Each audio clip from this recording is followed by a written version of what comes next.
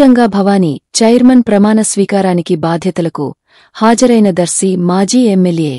దర్శి నియోజకవర్గం కురిచేడు మండలం గంగదోనకొండ గ్రామంలో మహిమగల తల్లి గంగాభవానీ అమ్మవారి దేవస్థాన చైర్మన్గా వరికుటి రాంబాబు ప్రమాణ స్వీకార మహోత్సవంలో దర్శి మాజీ శాసనసభ్యులు నారపు శెట్టి పాపారావు, ఎండోమెంట్ ఈవో కార్తీక్ మరియు పాలకమండలి సభ్యులు ఈ సందర్భంగా పాపారావు మాట్లాడుతూ దేవస్థాన అభివృద్ధికి నూతనంగా ఏర్పాటైన కమిటీ సహకరించాలని, అవసరమైతే జిల్లా ఇన్ఛార్జి మంత్రివర్యులు దేవాదాయ శాఖ ఆనం రామనారాయణ రెడ్డి దృష్టికి తీసుకెళ్దామని ఆయన తెలిపారు. ఈ కార్యక్రమంలో మాజీ సర్పంచ్ సుంకర గాలిబ్రావు, రిటైర్డ్ ఎస్ఐ మోహన్ రెడ్డి, సాయి కృష్ణ, హనుమంతరావు, పిడతల నెమలియ, కాట్రాజు, నాగరాజు, యాదగిరివాసు, బాదం సుబ్బారెడ్డి, పిక్కిలి చెన్నయ్య, కాసయ్య, మొగల్ మస్తాన్వలి గ్రామ పెద్దలు పాల్గొన్నారు.